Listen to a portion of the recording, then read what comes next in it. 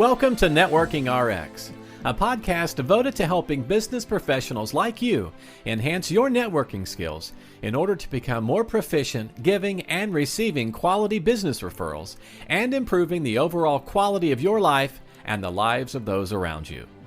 The Networking RX podcast is a production of AmSpirit Business Connections, an organization whose mission is to empower business success through networking. Welcome back. I have been itching to do this podcast. I've tried to be more intentional about the podcasts I do and just not doing them all the time. But I wanted to follow up on the conversation I had last week with Chris Felton. It was episode 576. It released March 1st, entitled, "You Created All of Your Relationship Messes. Here's how you start fixing them." Anyhow, who is Chris Felton? If you didn't get a chance to listen to that episode, please go back and listen to it. But he's the author of a book called Think and Grow You.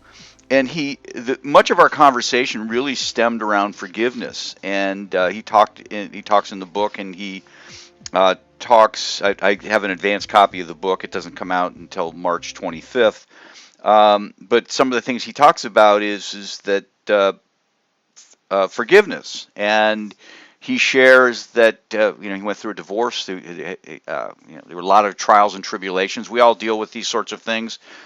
His trials and tribulations hit him in a unique way, and he wound up with $250,000 of credit card debt, which that's a lot of money.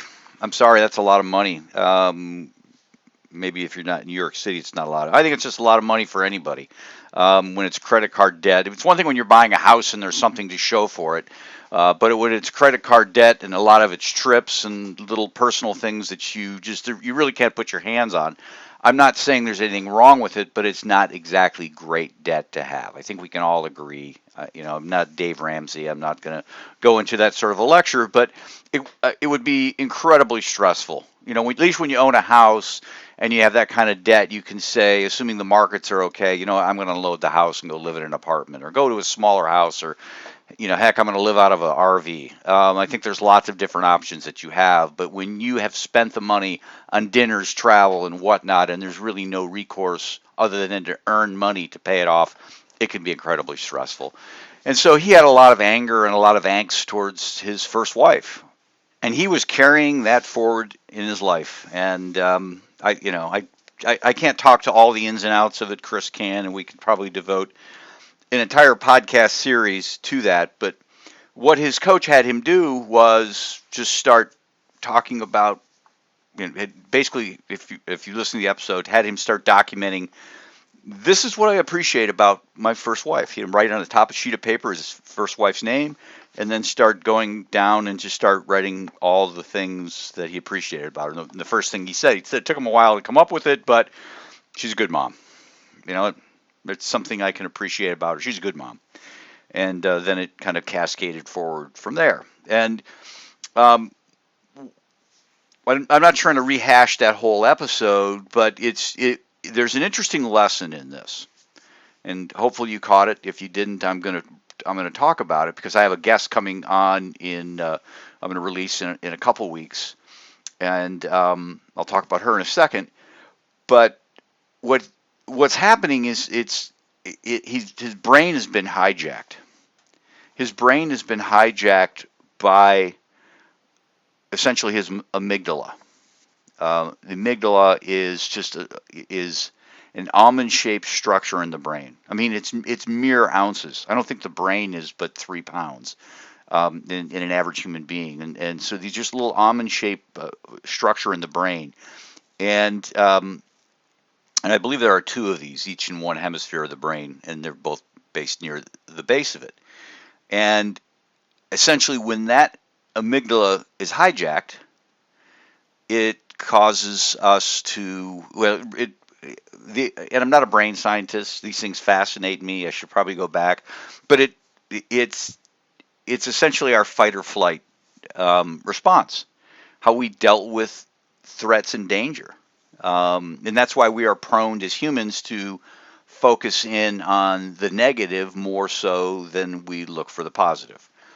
And so Chris was essentially telling himself stories for, weeks, months, years maybe, as to how his ex wronged him. And he just would just keep firing up his amygdala. And what he did was he he took that down. He stopped that hijack. And I'm going to talk about that here in a second. But this is a powerful thing. It's a really powerful thing. The amygdala, and it has served us well. It does serve us well, right? If you have an intruder in your house, or there's a threat, and we come across threats from time to time. In the modern era, it's not as often, but there are still threats, and it serves us well. But it also, again, can hijack us. It can hijack our emotions. I'm going to be interviewing in a couple weeks, releasing an interview in a couple weeks, an interview with Trish Perry, who wrote a book called Real, Raw, and Relatable, Corporate Badass Mom to Zen Mother. And I won't go into the whole story, but in her book she tells the story about being on her honeymoon and her husband bringing her a hot dog that had mustard on it. And that just set her off. She says in the book, she says, "I lost it. You would have thought he had an affair." But essentially they're on their honeymoon, and it's like, oh my gosh, you forgot already that I don't like mustard. I want ketchup, and that totally set her off. The amygdala just hijacked her brain, and we'll talk about this with Trish and in more detail. I'm certainly going to be teasing her about this, but that's just another example of the amygdala hijacking us. I shared in a podcast episode a few months back about being a kid on the bus in Houghton, Michigan, and just turning and punching a kid in the face. And judge me if you will, but I feel bad about it. I still think about it. But that was my amygdala. That was my amygdala, hijacking my emotions. I was in a fight or flight situation. There were people ahead of me. I couldn't flee. I felt cornered. I'm not justifying anything, but turned and punched a kid in the face. I just didn't have a grip on my emotions. And to be honest, I think,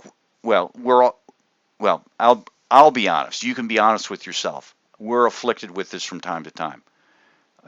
Things happen around the house.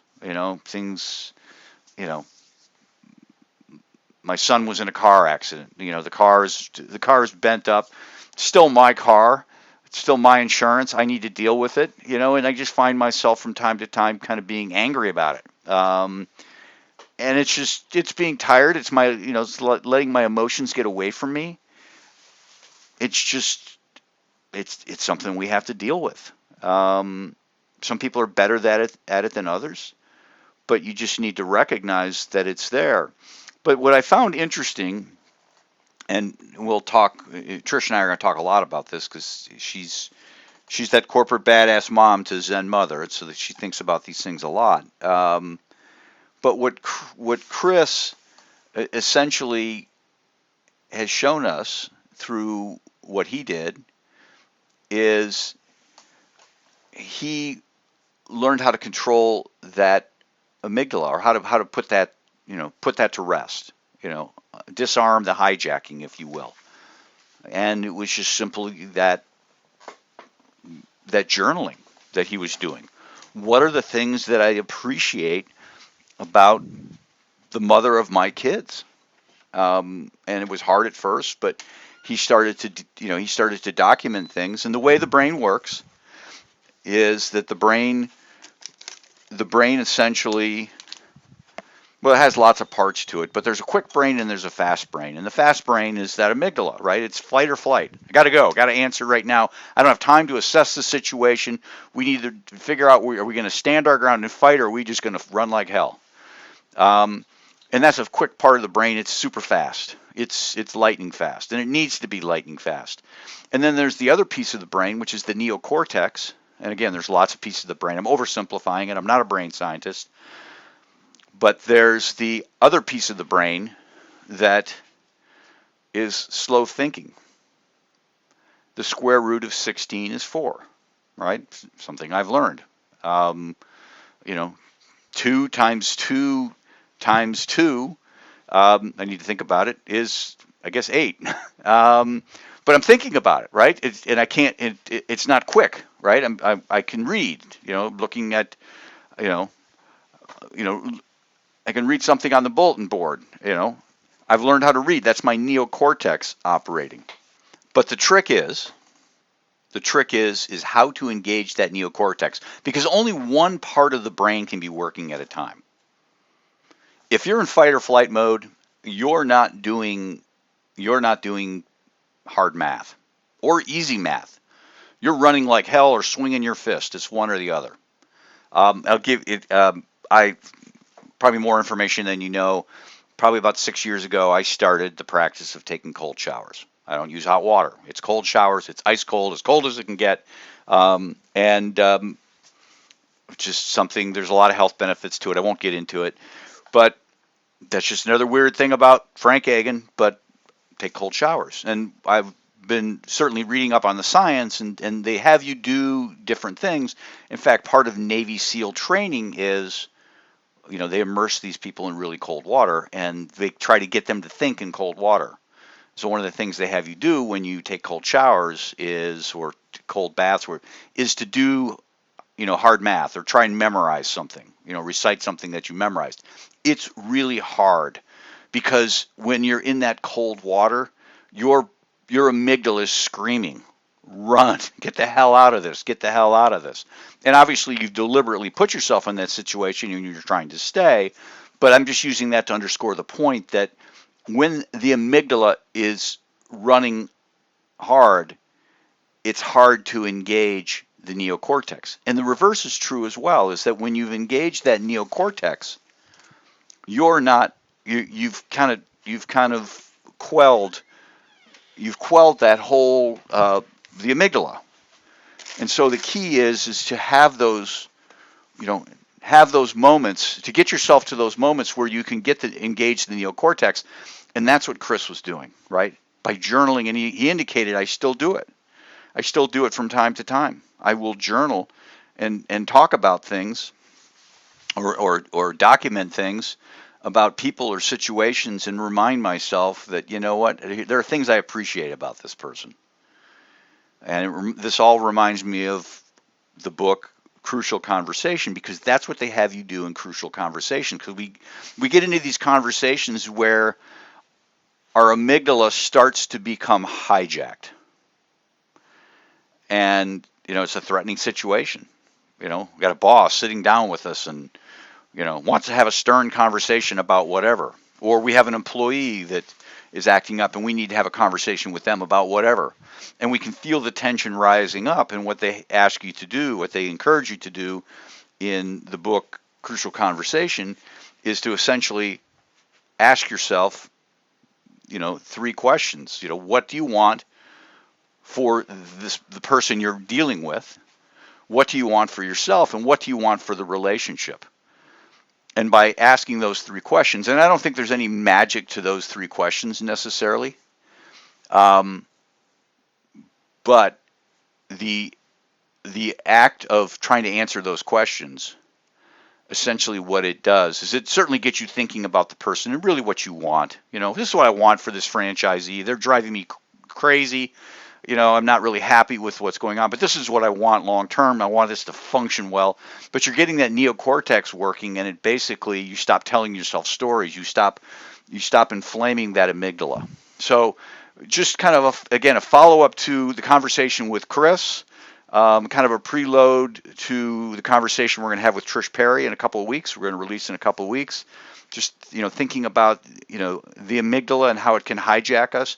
And think about that as you're going through the day, and, just kind of paying attention to, okay, I'm potentially being hijacked. My amygdala is potentially being hijacked. What can I do? And, I think Crucial Conversation gives us some answers. Chris Felton gives us some answers. Trish Perry's probably going to have some answers as well. But I think it's an important thing because allowing the amygdala to hijack your brain can really impair relationships.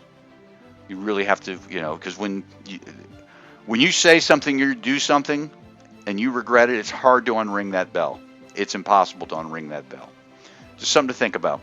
Thanks for joining us on the Networking RX podcast. Please put what you've learned into action today and let us know if you have questions, comments, or ideas for future topics. You can email them to us at podcast@amspirit.com. That's AmSpirit.com. Finally, so you never miss an episode, be sure to subscribe to the Networking RX podcast through iTunes, Overcast, or however you receive your podcasts. Now get out and network with someone. The Networking RX podcast is the copyright production of AmSpirit Business Connection. All rights reserved.